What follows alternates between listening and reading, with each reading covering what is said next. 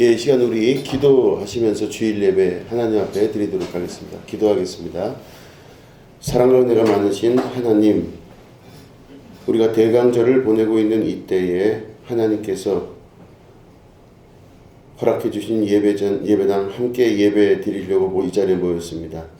하나님, 이 시간 우리에게 좌정하여 주시고 성령 하나님의 인도하심과 역사 경험하게 하시며 말씀이신 주님을 만나는 귀한 시간 될 수 있도록 인도하여 주시옵소서.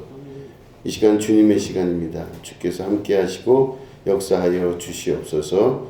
감사드리며 예수님의 이름으로 기도드립니다. 아멘. 예, 우리 찬송 96장 함께 찬송하시겠습니다.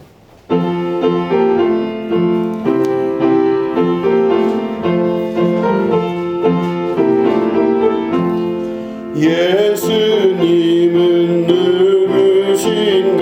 우는 자의 위로와 없는 자의 풍성이며 전한 자의 높음과 잡힌 자의 노임되고 우리 기쁨 되시네. 예수님은 약한 자의 강함과 눈먼 자의 빛이시며 병든 자의 고침과 죽은 자의 부활되고 우리 생명 되시네. 예수님은 누구신가? 주한 자의 정함과 죽을 자의 생명이며 죄인들의 중보와 멸망자의 구원되고 우리 평화 되시네. 예수님은 누구신가? 온 교회의 머리와 온 세상의 구주시며 모든 왕의 왕이요 심판하실 주님 되고 영광 되시네. 드려진 예물을 위해서 기도하겠습니다. 하나님 아버지, 우리 예물 드린 손길들을 하나님께서 일일이 기억하여 주시옵소서. 하나님께서 그들에게 복의 복을 더하시고 물질을 지배하고 정복하고 다스릴 줄 아는 축복의 손길들로 삼아주시며 하나님의 거룩한 나라를 소유하며 그곳에서 누리며 기쁨으로 살아갈 수 있는 축복의 자녀들 되게 하여 주시옵소서. 특별히 기도의 제목을 가지고 주님 앞에 나온 영혼 위에 안수하여 주시고 하나님께서 그 모든 것 위에 함께 하셔서 주님의 해결하심과 주님의 인도하심과 보호하심의 역사가 나타날 수 있도록 도와주시옵소서. 감사드리며 예수님의 이름으로 간절히 축복하며 기도드립니다. 아멘. 예, 우리 하나님 말씀 함께 보시겠습니다. 이사야서 9장 6절부터 7절에 있는 말씀입니다.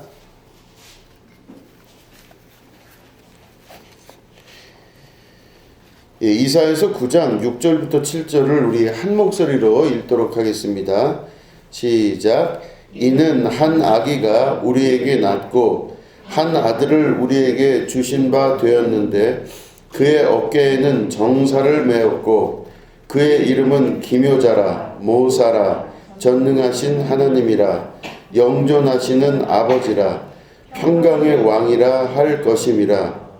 그 정사와 평강의 더함이 무궁하며 또 다윗의 왕좌와 그의 나라에 군림하여 그 나라를 굳게 세우고 지금 이후로 영원히 정의와 공의로 그것을 보존하실 것이라.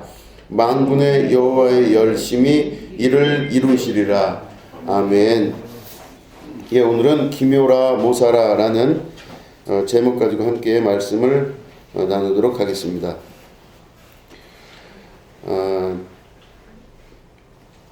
우리가 대강절을 보내고 있습니다. 대강절은 예수님께서 이 땅에 우리에게 오시는 그 때를 기념하여서 한 4주 정도, 그러니까 한 달의 기간 동안 예수님에 대해서 또 그리스도로 오심에 대해서 우리가 생각해보고 말씀을 통해서 다시 한번 그때를 기대하는 이제 그런 때가 바로 대강절입니다. 여러분들에게도 예수님께서 그리스도 되셔서 여러분들에게 성령의 모습으로 지금 임하시게 되기를 정말 진정으로 축원드립니다.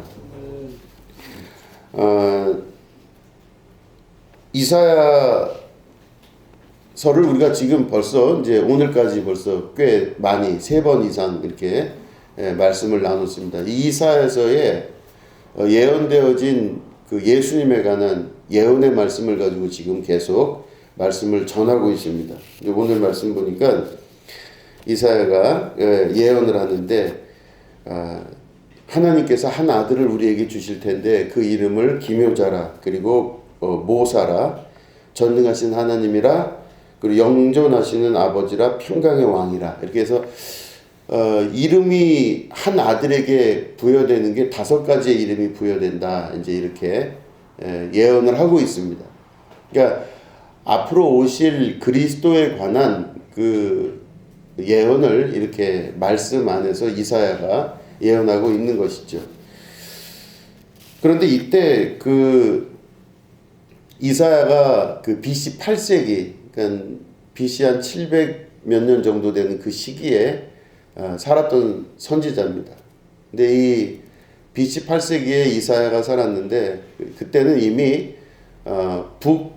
북이스라엘이 멸망하고 이제는 남유다가 조금 후면 멸망을 당하게 되는 이제 그런 이제 때가 되는 것입니다.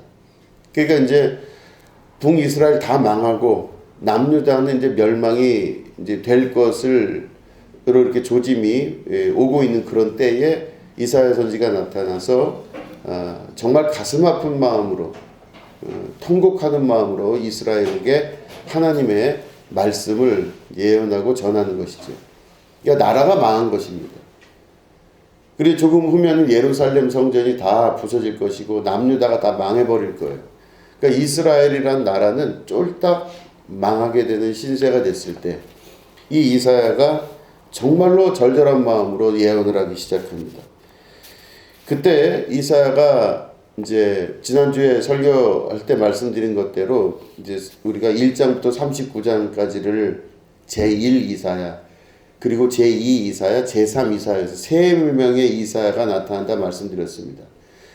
그래서 망하기 직전에 있는 그 남유다가 망하기 직전에 있는 그 이사야가 제1 이사야, 우리가 읽은 본문의 말씀이고, 두 번째 이사야는 이제 망하고 난 다음에 바벨론으로 끌려가면서 살았을 때의 이사야. 세 번째 이사야는 성전을 재건하는 일에 관여했던 그 이사야. 그래서 시대적으로 볼 때 길지만 이게 한 사람이 쓸 리가 없다 해서 제1 이사야, 제2 이사야, 제3 이사야 이렇게 이야기합니다. 제1 이사야가 제일 가슴 아픈 이야기를 하면서 동시에 가슴 아픈 것과 동시에 하나님의 예언의 말씀을 가장 강력하게 전하십니다. 그리스도가 이 땅에 오시게 될 텐데 그 그리스도가 오시게 될 때 너무나 고통스럽게 지금 망해가는 나라를 보면서 하나님께서 이렇게 예언하신 대로 될 것이다 라고 말씀하시는 그 이사야가 바로 제1 이사야, 처음에 지금 말씀드린 그 이사야입니다. 우리가 알고 있는 이사야 선지가 그 이사야 선지예요. 근데 제2 이사야, 제3 이사야는 누구냐? 그 제1 이사야, 우리가 알고 있는 그 이사야 선지자의 제자들입니다. 그 제자들이 제2 이사야, 제3 이사야가 되면서 스승님의 뜻에 따라 그대로 살며 하나님의 음성을 듣고 그것을 이스라엘에게 선포를 하게 되는 것. 이게 바로 제2 이사야, 제3 이사야입니다. 다른 말로 하면 이사야 선지의 그 뜻을 받들어서 그대로 2대, 3대까지 제자들이 이어가며 이스라엘에게 말씀을 선포하고 예언하는 이제 그런 일을 했다. 이렇게 볼 수가 있는 것입니다. 완벽한 절망의 시기였습니다. 되는 거 하나도 없고 더 이상 망해갈 것도 없어 보이는 그 순간순간이 눈앞에 계속 보입니다. 이게 될 일인가 싶을 정도로. 도무지 헤어나올 수가 없는 그 멸망의 완벽한 절망의 순간에 이사야가 오늘과 같은 이 말씀을 하십니다. 너희들에게 아들을 보내주실 것이다. 이제 망해가고 있는데 완전히 멸망하기 직전에 이 말씀을 하시기를 너희들에게 아들을 하나님께서 보내주실 텐데 그를 기묘자라 모사라 그리고 전능하신 하나님이고 영존하시는 아버지이며 평강의 왕이라 불리우게 될 것이다 하는 그 예수님에 관한 그리스도에 관한 예언을 합니다. 그럴 때 이 기묘자라 모사라 요게 오늘 주제인데요. 기묘자라 모사라가 보니까 영어 성경으로는 원더풀, 기묘자가 원더풀이라고 그래요. 그 모사가 뭔가 했더니 카운셀러예요. 그래서 보통 일반적으로 기묘자라 모사라 할 때 이제 좀 헷갈리는 게 놀라운 설교자 놀라운 상담자 이렇게 번역을 하고 해석을 하고 또 많은 목사님들이 그렇게 설교를 하더라고요. 그래서 놀라운 상담자가 이 땅에 올 것이다. 그래서 기묘자와 모사가 같은 한 분이라고 이렇게 이야기를 합니다. 근데 저도 그렇게 생각을 해왔었는데 이제 그건 아니에요. 이제 그 이야기를 조금 후에 하도록 하겠습니다. 저는 목회 처음 시작할 때 어떻게 해야 될지를 모를 때가 참 많았습니다. 그래서 목회를 어떻게 해야 되는 건지. 그러니까 이제 저는 시골교회 처음 가서 목회를 할 때 뜻하지 않게 건축을 하게 됐어요. 그러니까 아주 저는 뭐 그런 걸 아예 알지도 못하고 어떻게 해야 되는지 아예 모르는 사람이었는데 뜻하지 않게 건축을 하게 됐어요. 그래서 제 뜻이 아니라 성도들의 뜻이었었어요. 성도들의 뜻에 의하여 임시당회에서 결의를 하고 건축을 시작하는데 결의는 성도들이 하는데 돈은 목사님이 알아서 구해오래요. 그래서 그때 제가 그걸 왜 제가 구하냐 그래서 그 말을 하는 저도 이상하고 막 이제 그때 전도사 시절이었어요. 그래서 이제 처음에 그런 일을 겪으면서 저는 이제 원칙적으로 당회에서 결정을 하면 성도들이 이렇게 그 건축위원장이 있고 건축위원회가 구성이 돼서 이런 줄 알았는데 성도들이 결의만 하지 돈은 목사님이 전도사님이 구해 오라는 거예요. 그래서 너무 당황스러운 일이 이제 있었습니다. 그럴 때 이제 그걸 누구한테 물어봐야 돼요. 어떻게 해야 되는지, 무엇을 해야 되는지. 그래서 주변에 알아봤더니 아무데도 물어볼 데가 없어요. 그래서 저희 그 있었던 경기연의 경기 남 지방에 그 좀 친하게 지내는 선배 목사님이 계셨는데 그 질문하러 갔어요. 그래서 여쭤보러 갔더니 뻔한 대답이에요. 잘 모르겠다는 거죠. 결론은 무슨 말을 많이 하셨는데 결론은 알아서 해라 이런 얘기였었어요. 누구에게 상담할까가 참 중요했었는데 상담할 사람이 아무도 없게 되었습니다. 진짜 물어보고 싶은 게 너무 많은데 어떻게 해야 될지 모르겠어요. 이게 맞는 건지 안 맞는 건지도 명확히 모르겠고.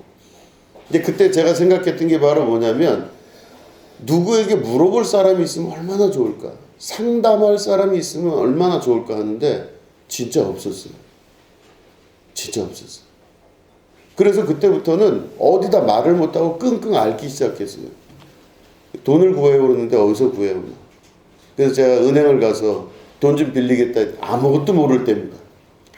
아무것도, 세상 물정 아무것도 모를 때 이제 돈을 구해오겠다고 해서 이제 은행을 갔는데 저는 은행 가면 돈을 저한테 이렇게 빌려주는 줄 알았어요. 그냥 돈을 빌려준 줄 알았더니 뭐 이렇게 여러 가지 뛰어오라고 그래서 이제 뛰어서 막 힘들게 해서 갔더니 턱도 없는 거래요. 이거 가지고는 저기 뭐 전도사님이신 것 같은데 전도사님에게는 아무것도 빌려줄 수 있는 게 없대요.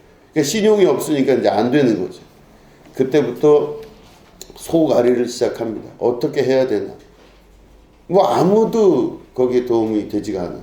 그래서 어디 물어볼 데도 없어요.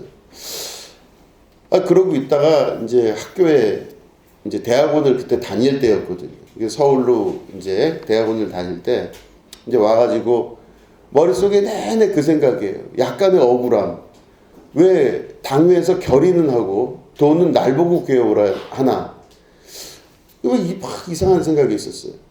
그랬더니 이제 제가 대학원에 수업을 듣는데도 수업이 하나도 안 들려요. 근데 어떤 날 이제 그 수업을 듣다가 이렇게 신문을 보는데 신문의 그 밑에 기독교 신문이죠. 신문이 이렇게 제가 보고 있는 건 아니었는데 놓여져 있는 신문에 수업 시간에 거기 보니까 교회 대출 뭐 이런 게 있어요. 그때 대출이라는 말도 잘 몰랐던 때였는데 그때 그거를 알고 전화를 이렇게 해서 진행이 돼요. 진행이 되는데 그 과정이 참 희한할 정도로 아무에게도 묻지 않고 했는데 그 일들이 하나하나 진행돼서 결국은 건축이 되었고 그 건축된 이후에 또 다른 일들이 계속 있게 되면서 어떻게 이렇게 물어볼 때 하나도 없었던 내가 또 뭐 어느 목사님 하나 찾아가서 물어본 적도 없었고 이제 될 리도 없는 그런 상황에 어떻게 이런 일이 이렇게 될 수 있나. 나중에 뒤를 돌아보니까 너무 신기한 거였었어요. 어떻게 그때 그 신문을 보게 되고 그 신문을 보게 된 게 인연이 돼가지고 이렇게 가서 그걸 구하고 그거 제가 뭐 똑똑하거나 뭘 좀 알았다면 모르겠는데 하나도 몰랐어요. 하나도. 진짜 너무하다 싶을 정도로 몰랐던 저에게 그렇게 해서 건축을 하게 되고 그 건축 이후에 교회가 계속 돌아가는 것들을 경험하게 이제 됩니다. 신기했어요. 그런데 이제 그게 나중에 봐서 보니까 그때 당시에는 누군가에게 내가 물어봐서 상담받아서 소리를 듣는 게 중요하다고 생각했는데 성경을 읽고 목회를 하면서 경험하다 보니까 진짜 상담자가 누군가 봤더니 바로 성령님이시더라고요. 성령님은 말씀을 많이 안 하셔요. 침묵하시는데 중간중간에 그런 일들을 통해서 역사를 이루시는 것을 경험하게 되었던 겁니다. 그러니까 하나님은 성령님은 다 듣고 계신 거예요. 제 마음을 듣고 계시고 상황을 듣고 계시고 그 모든 역사를 이루시고 결정하시고 드라이브 해나가시는 분이 성령님이라는 것을 깨달아 알게 되었습니다. 이제 그런 경험을 기초로 해서 오늘 말씀을 보면 조금 전에 제가 말씀드린 대로 그리스도를 우리에게 보내주신다 할 때 그 분의 이름이 5가지가 나오는데 기묘자라 모사라. 말씀드린 대로 기묘자는 원더풀 혹은 원더, 그리고 모사라 그러면 이제 카운셀러 이렇게 됩니다. 상담자로 우리에게 오신대요. 상담자로 오시는 그리스도가 우리에게 오시는데 그 상담자, 기묘자라는 말과 상담자라는 그 말, 그리고 모사라는 말, 그러니까 기묘자, 놀라움과 상담자, 이 카운셀러라고 하는 말, 모사라고 하는 이 말이 무언가를 봤더니 원래는 원더풀 카운셀러, 그래서 말씀드린 대로 놀라운 상담자 이렇게 해석들을 많이 하는데 히브리어를 봤습니다. 히브리어 원어를 봤더니 그렇게 나와 있질 않아요. 히브리어 원어에서는 기묘자라는 말이 펠레라고 하는 단어를 사용합니다. 히브리어로. 근데 이게 명사로 되어 있어요.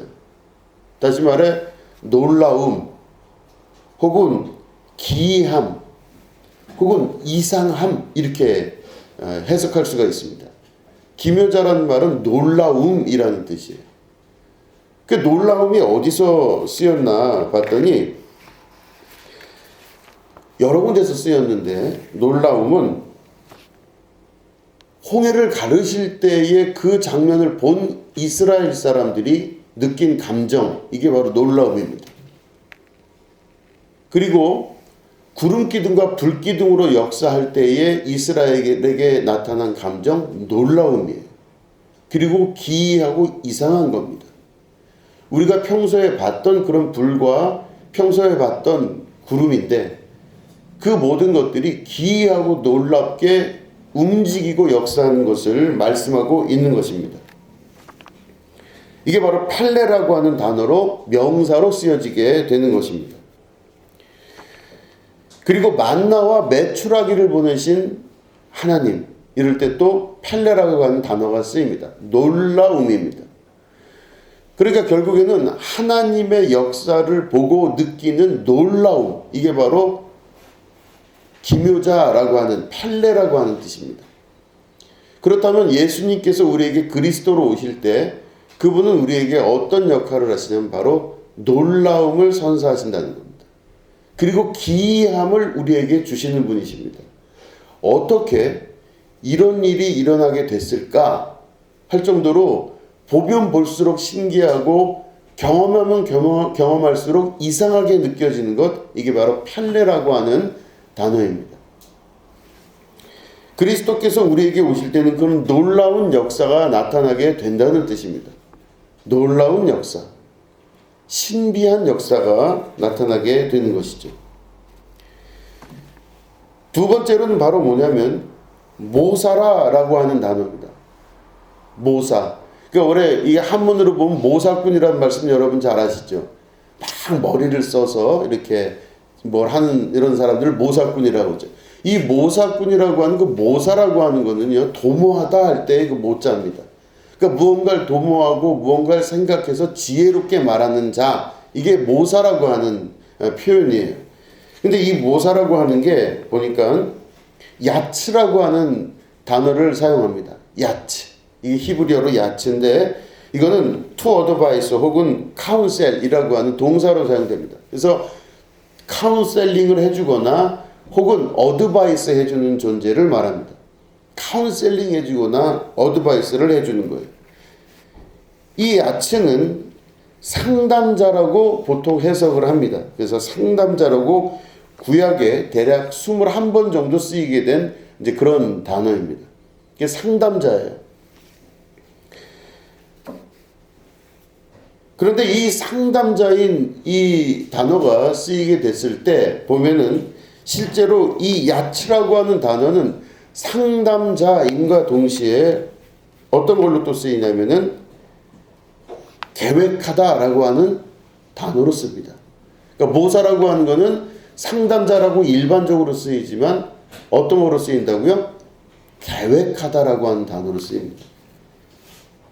그리고 결심하다라고 하는 단어로도 쓰입니다. 이게 10여 건이 다 넘게 쓰입니다. 아까 말씀드린 대로 상담자라고 하는 거는 대략 구약에 21번 정도 쓰이는데 10에서 15회 정도 쓰이는 게 바로 뭐냐면은 계획하다 혹은 결심하다 이런 걸로 쓰입니다. 우리에게 오시는 그리스도, 우리에게 오시는 예수님이 그리스도로 이 땅에 오시는데 그 예수님에 대해서 표현하기를 바로 뭐냐면 첫 번째 놀라움이라고 표현했어요. 우리의 상상과 우리의 생각대로 되지가 않는 겁니다. 이상한 겁니다. 신비한 거예요. 구름기둥과 불기둥처럼 만나와 메추라기처럼 기적적으로 우리에게 나타나셔서 그 일들을 이루시는 분이 바로 기묘자로 나타나시는 예수님이세요. 그리스도십니다. 두 번째가 바로 뭐냐면 야츠, 카운셀러, 상담자입니다. 내가 무언가를 물어볼 때 대답해 주시는 분으로 이 땅에 오시는 겁니다. 근데 상담자라고 하는 것의 또 다른 뜻이 뭐라고 그랬죠? 계획하고 결심하는 존재입니다. 내가 그리스도께, 우리 예수님께 기도하면요, 예수님은 그것을 듣고 응답하십니다. 근데 동시에 또 야츠라고 한 단어를 다시 한번 해석을 하면 내가 무언가를 주님 앞에 기도하고 간구할 때 주님은 그 일을 상담하고 나서, 나와 상담하고 나서 그 일에 관해 계획하시는 분이 그리스도다, 이런 뜻이에요.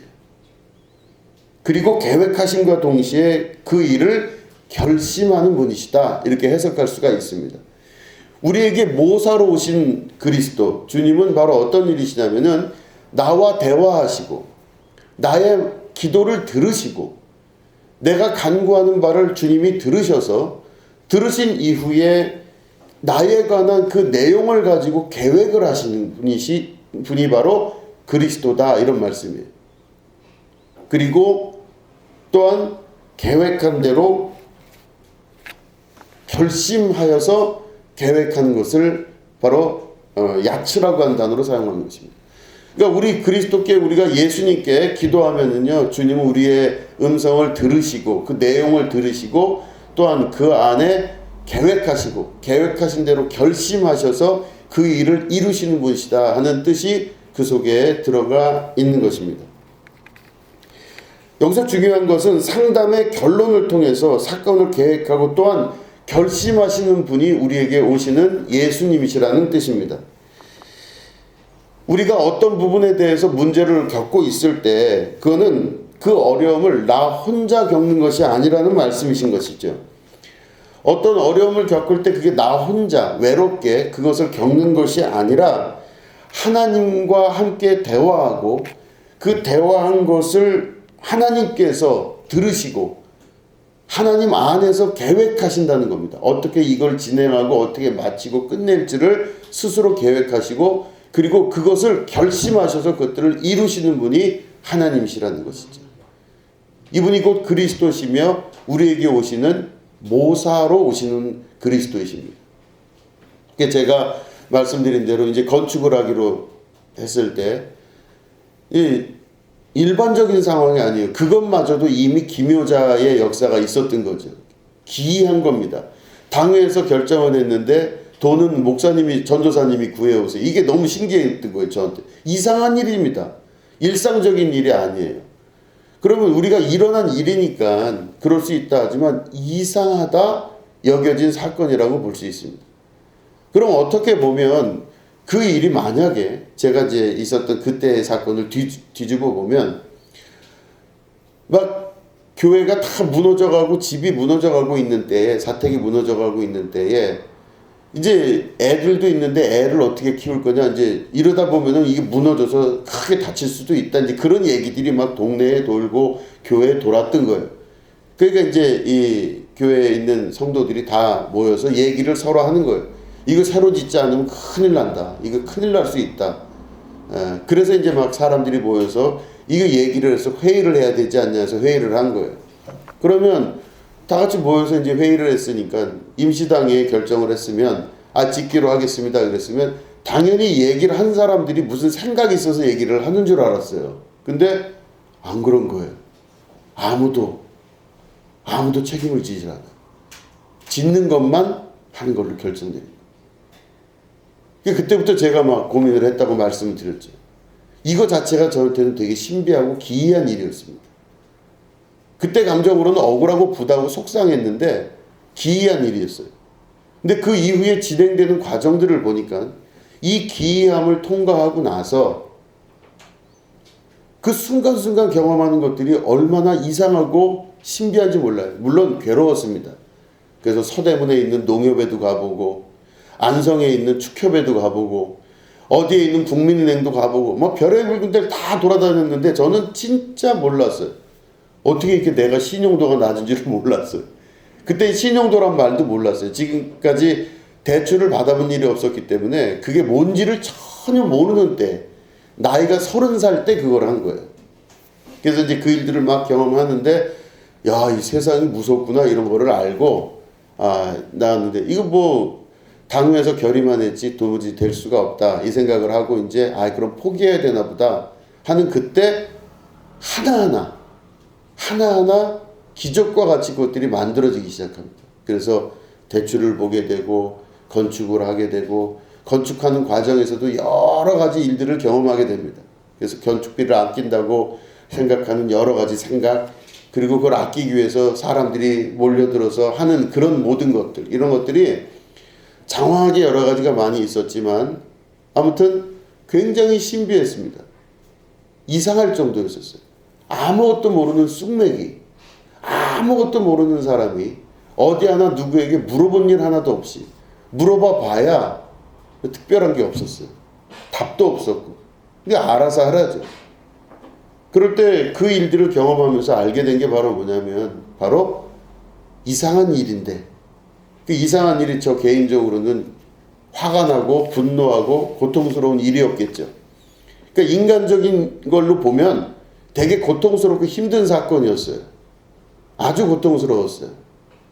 그런데 그 고통스러운 일이 인간적인 면으로는 고통이지만 하나님의 역사 안에서 보면은 바로 기묘자의 역사가 나타나신 것입니다. 신비한 일이 벌어진 거예요. 이상한 일이 벌어진 거예요. 아주 미스테리한 일이 벌어진 거죠. 그러니까 여러분 이걸 우리가 잘 기억하신다면 우리가 어떤 일을 경험할 때 힘들고 어려운 경우가 있습니다. 이해도 잘 안 되는 일들이 벌어질 때가 있어요. 왜 하필 그 일이 나에게? 그리고 상식선에서 일이 이루어져야 되는데 상식이 도무지 안 통하는 경우가 있어요. 어떻게 이런 일이 나에게 있을 수 있지? 왜 하필 나에게? 이런 일도 있고 그 일 자체가 이루어지는 것들이 도무지 내 알고 있던 경험으로는 이해가 도무지 안 되는 일들이 일어날 수가 있다는 것입니다.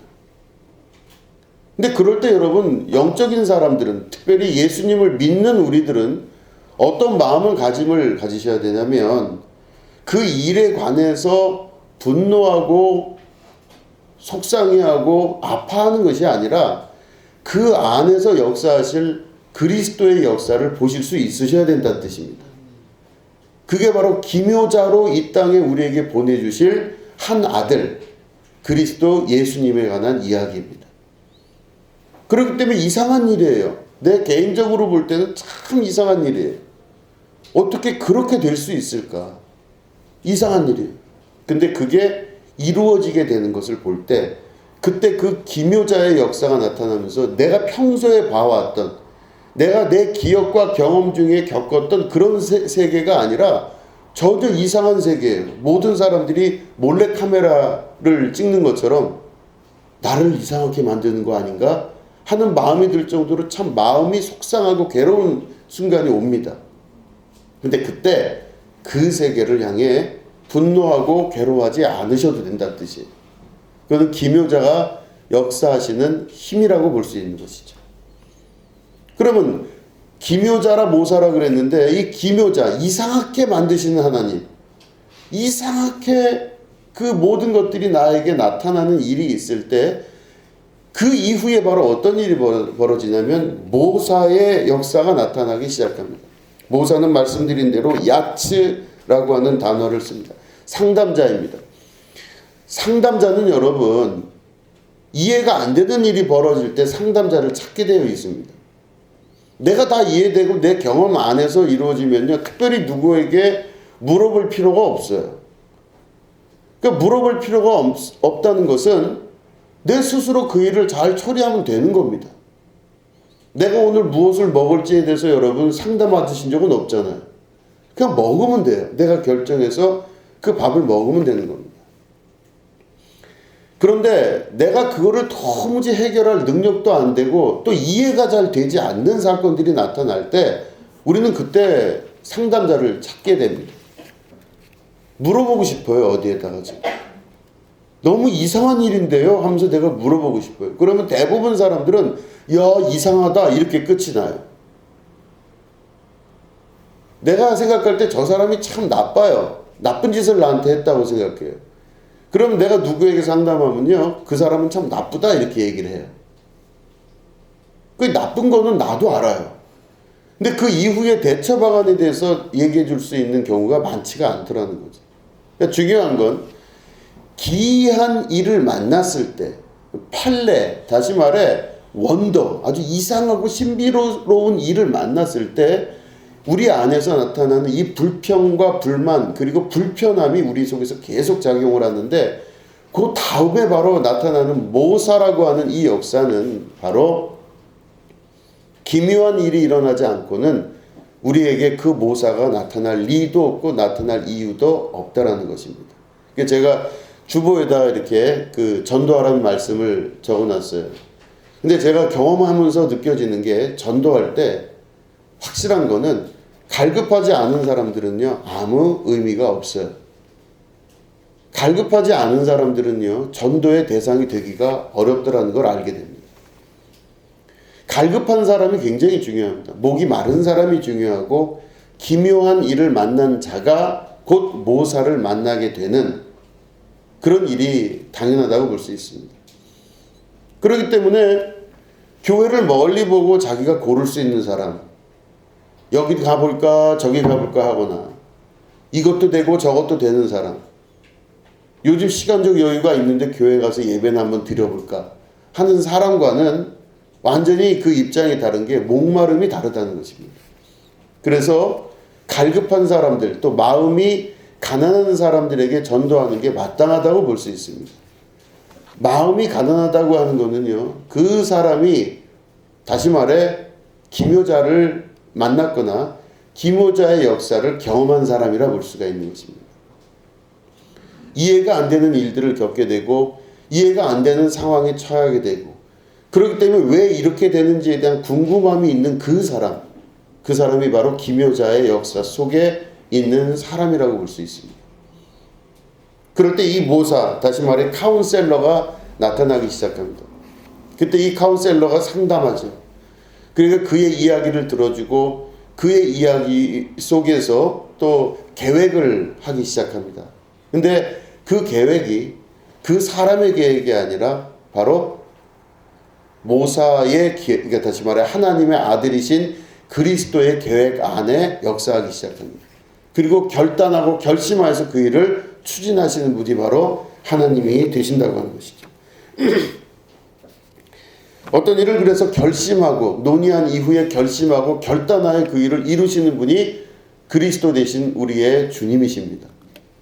그렇기 때문에 우리는 내가 그 기묘한 일을 만났을 때, 이해가 되지 않는 일을, 그 사건을 만났을 때 우리 예수님의 이름으로 기도하는 것이죠. 예수님 이름으로 기도드립니다. 제가 이런 일을 만났는데 인간적 감정으로는 여러 가지 이해가 안 되는 정말로 고통스러운 일들이 있습니다.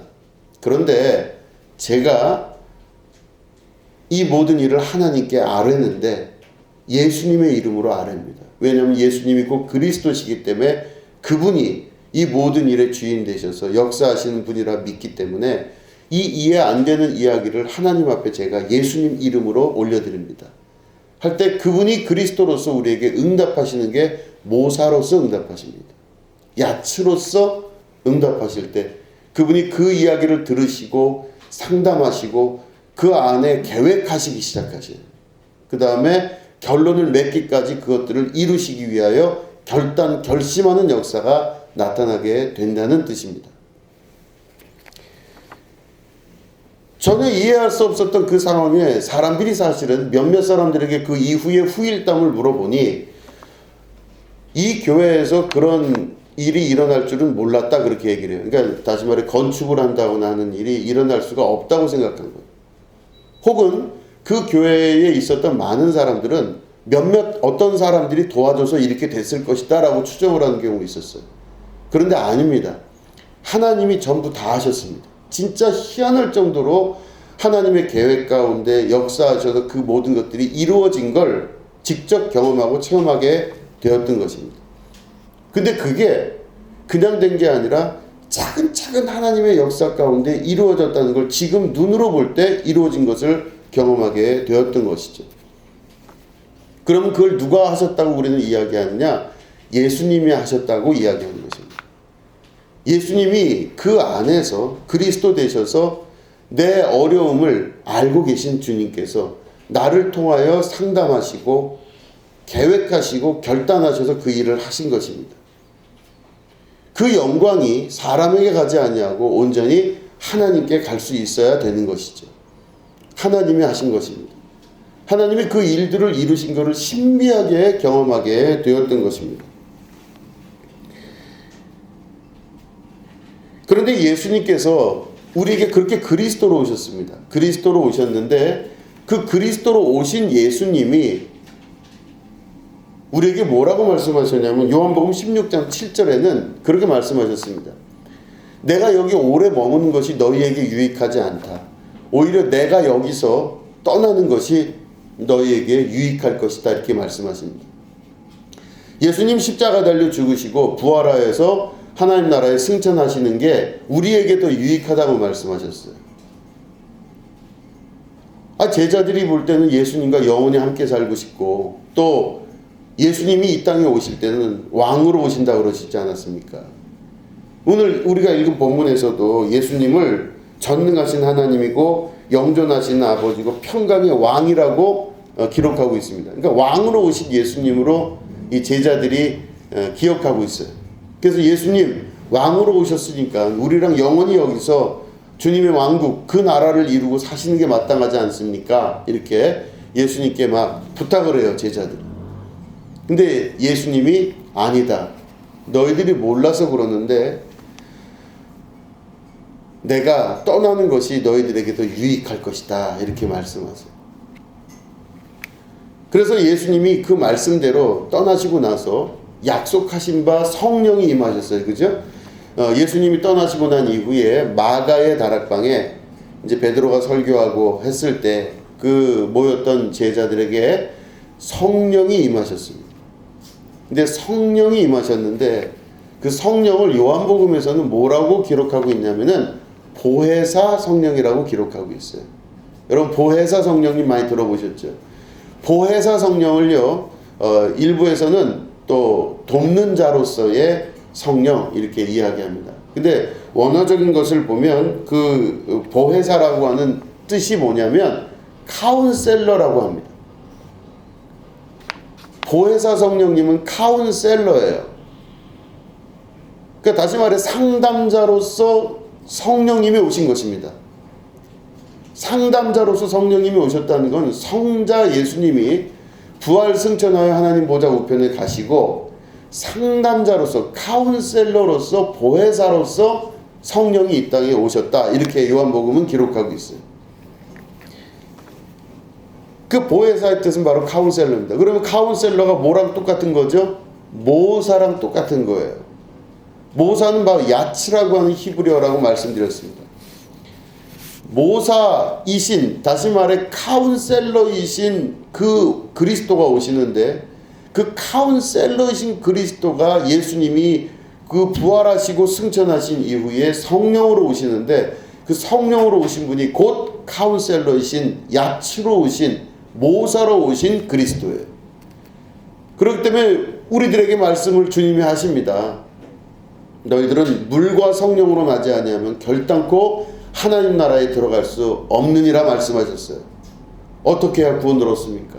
물과 성령으로 나지 아니하면 결단코 너희들이 하나님 나라에 들어갈 수가 없다 그러셨어요.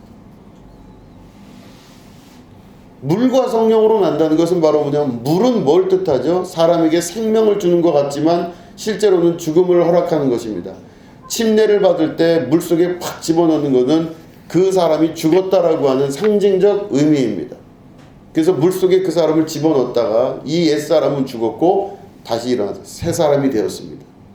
노아의 홍수가 일어났을 때 온 인류가 죄 지은 것을 보시고 하나님이 한탄을 하셔서 그 모든 사람들이 물에 빠져 죽었다고 성경은 기록하고 있습니다. 그 물은 죽음입니다. 죽음을 상징하는 게 바로 물이죠. 근데 동시에 물은 죽음과 동시에 생명입니다. 내가 주는 물을 먹는 자는 결코 멸망치 않고 영생을 얻게 되고 내가 주는 물을 먹는 자는 그 배에서 생수의 강이 넘쳐나게 될 것이다. 그러니까 물은 생명과 죽음을 동시에 가지고 있는 것입니다. 물과 성령으로 나지 아니하면 하나님 나라에 들어갈 수 없다 할 때 물은 바로 죽음을 의미합니다. 동시에 이 죽음과 동시에 생명을 의미합니다. 죽었으나 곧 산 자가 된다는 것을 의미하는 것이죠. 내가 죽으면요, 내가 죽으면 죽는 것으로 끝나는 것이 아니라 다시 살아나는 역사가 나타나는 것입니다. 이게 새 생명입니다. 새로 그 생명을 입는 자가 되는 것입니다. 그 물은 겉으로 볼 땐 죽음인 것 같지만 깊은 내면 안으로 들어가면은 생명을 살리는 새 생명의 역사가 나타나는 것을 말합니다. 그렇기 때문에 물과 성령으로 난다 할 때 물은 그 사람에게 첫 번째 인간의 육체적 죽음을 의미합니다. 네가 지금까지 살아왔던 모든 생애는 오늘로서 끝이다 라고 하는 말씀입니다. 두 번째 바로 뭐냐면 그에게 새로운 생명이 부여되는 것을 말하는 것입니다. 너는 새로운 생명으로 태어났으니 이 물을 마시는 자는 그 배에서 생수의 강이 넘치게 될 것이다. 다른 말로 이제는 목마르지 아니할 것이다 라는 그 뜻이 그 안에 있는 것이죠. 새 생명을 입고 다시 태어난 자는요, 목마르지 않고 살아가는 존재가 되는 것입니다. 그럴 때 목마르지 않다는 것은 우리식으로 현대식으로 해석하면요, 구할 것도 바랄 것도 소망할 것도 없는 거예요. 무엇을 먹을까 걱정할 것도, 무엇을 입을까 걱정할 것도, 어떻게 살아갈까 걱정할 것도 없다는 뜻입니다. 더 이상 바라고 소망할 게 없어요. 오로지 우리가 바라고 소망할 것은 주님밖에 없습니다. 하나님밖에 없습니다. 그런 고백의 역사가 나타나기 시작하는 겁니다. 매일 무엇을 먹을까 마실까 입을까 걱정하는 것들, 이 모든 것들은 이방인들 다 하는 것들입니다. 근데 새로 태어난 자들은요, 새로운 물을 먹는 자들은, 주님이 주시는 물을 먹는 자들은 영생하도록 목마름이 없으며 그 배에서 생수의 강이 넘쳐나는 것이죠. 그래서 물은 죽음을 뜻함과 동시에 새로운 생명을 뜻합니다. 물과 성령으로 나지 않아요. 그러면 중요한 게 두 번째, 성령입니다. 새로 태어난 자가 살아나갈 때 아주 중요한 강력한 방식, 성령입니다. 성령은 바로 어떤 성령이냐면 보혜사 성령이십니다. 말씀드린 대로. 보혜사는 카운셀러이신 성령, 히브리어의 야츠이신, 모사이신 성령을 말합니다. 모사이시고 야츠이시며 카운셀러이신 그 성령님은 어떤 일을 하시냐?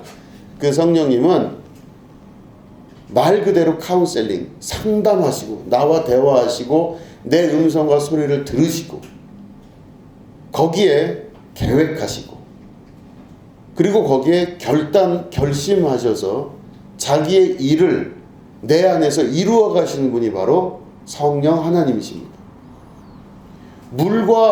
물로서 다시 죽었다가 새로 태어난 자가 더 이상 바랄 것도 없고 소망할 것도 없고 아무것도 나한테는 더 필요 없습니다. 주님 한 분만으로 만족합니다 라고 하는 그 신앙 고백, 별로 구할 것도 바랄 것도 없어요.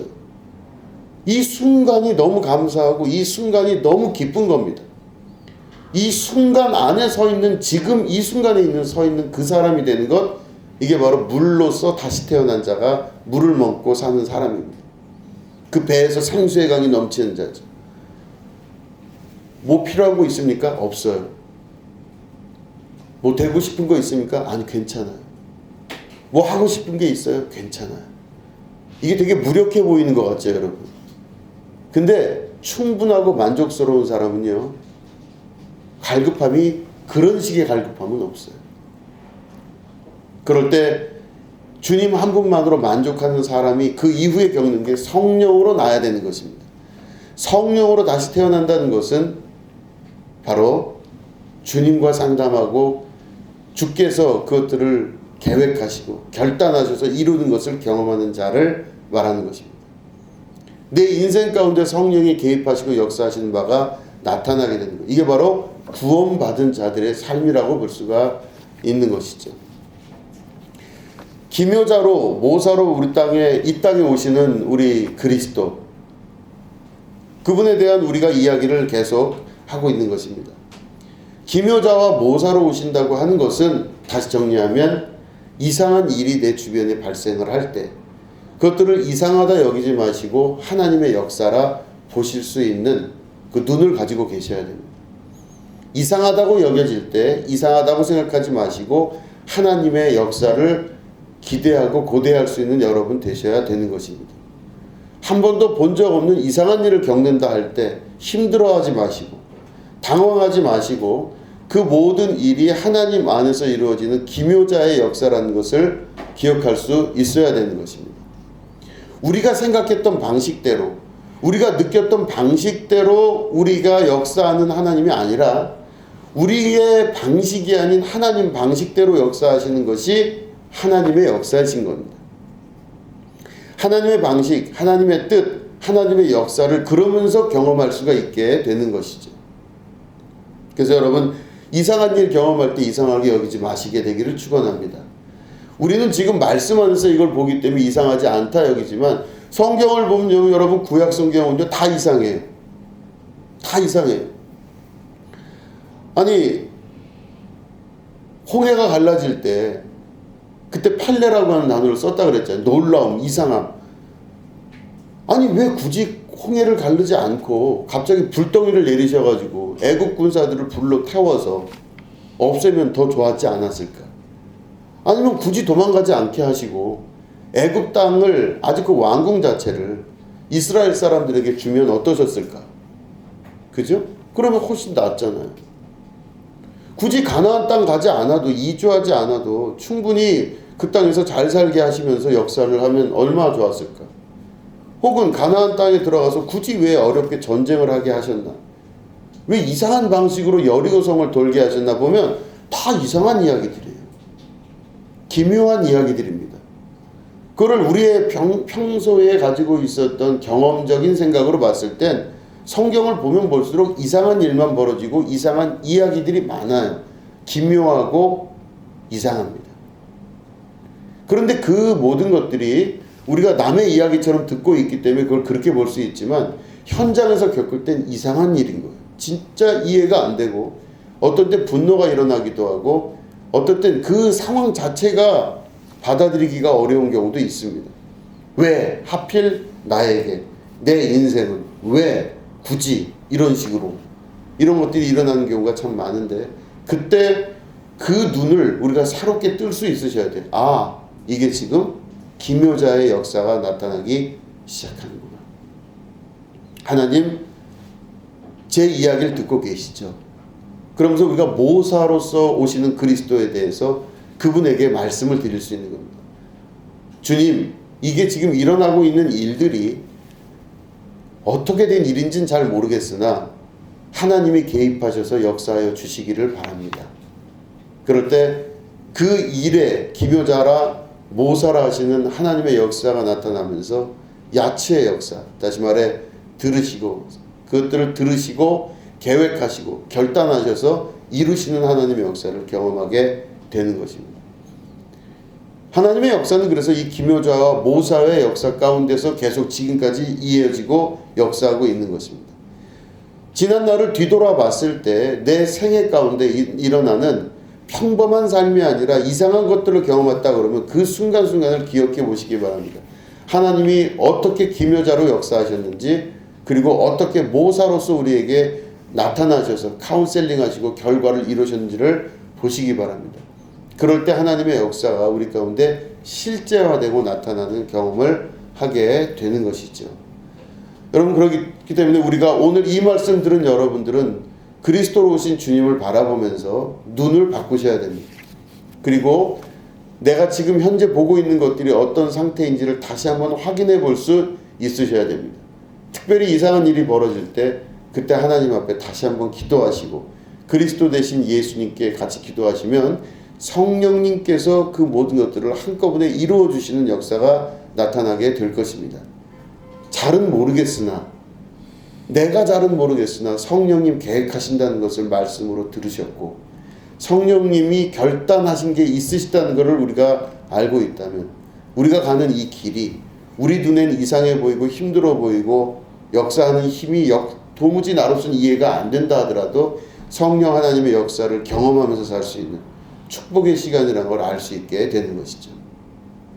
자, 마지막으로 결론을 보면 이사야는 이상한 세계를 보는 겁니다. 하나님의 선민이 아무리 율법적으로 자기들이 철저하게 잘한다고 해도, 혹은 율법적으로 문제를 일으키어서 하나님으로부터 벌을 받는다 하더라도, 그렇다 하더라도 이해가 안 되는 세계가 지금 북이스라엘의 멸망과 남유다의 멸망이에요. 어떻게 이렇게 깡그리 싸그리 망하게 할 수 있습니까? 그러니까 이사야가 보는 이 세계가 이해가 안 되는 세계인데 하나님의 영이 이사야를 통해서 이 말씀을 그 입에 두셔서 말씀하게 하셨습니다. 기묘자라, 모사라. 네 눈에 이상해 보이고 네 눈에 잘못돼 보이더라도 그건 다 그리스도께서 오시면서 나타나는 역사인 것이다. 그렇기 때문에 하나님의 역사를 기대하고 고대하고 그분이 이 땅에 오실 때, 그리스도로 오실 때 우리에게 나타나실 놀라운 역사를 기대해라 하시는 그 이사야 선지의 마음 안에 새로운 시각을 주신 것이죠. 눈을 돌려서 보게 됐고 이스라엘의 멸망을 본 것이 아니라 그리스도의 임재를 보게 되었습니다. 하나님의 택하신 민족의 완벽한 패배가 아니라 하나님께서 택하신 민족을 통하여 온 인류가 구원받는 축복의 역사를 이사야 선지는 볼 수 있게 되었던 것입니다. 오늘 우리가 이 말씀 가운데 우리에게 오시는 그리스도, 그분이 내 눈을 어떻게 바꾸실지에 대해 여러분 보시고 모든 일을 이 관점 안에서 볼 수 있게 되기를 축원합니다. 그럴 때 기묘자이며 모사이신 그리스도께서 내 안에서 역사하시는 힘을 경험하게 되는 것입니다. 여러분들에게 이런 인생과 삶에 대한 시각이 변화되는 축복이 있으시게 되기를 주님의 이름으로 축원합니다. 기도하겠습니다. 하나님 아버지 감사합니다. 대강절 우리가 우리에게 오신 그리스도를 기념하며 말씀을 나눴습니다. 이사야 선지의 예언에 나와 있던 기묘자라 모사라는 말씀을 함께 나눴습니다. 이 말씀 잘 기억하며 오늘 우리의 눈, 우리의 시각이 바뀌게 하시고 보여지는 모든 것들이 새로워지게 하여 주시옵소서. 오늘도 우리의 머리로는 이해가 되지 않지만 하나님 마음 안에서 성령께서 이루시는 그 계획과 결단과 시행하심에 대해 신뢰하게 하시고 주님의 모든 역사를 고대하며 바라보는 축복이 있게 하여 주시옵소서. 지금은 우리 구주 예수 그리스도의 은혜와 하나님 아버지의 지극하고 무궁하신 사랑과 성령님의 감화감동 축복교통 역사하심이 오늘 예배 가운데 함께하는 주님의 거룩한 백성들 위에 지금부터 영원히 함께하옵시기를 간절히 축원하옵나이다. 아멘.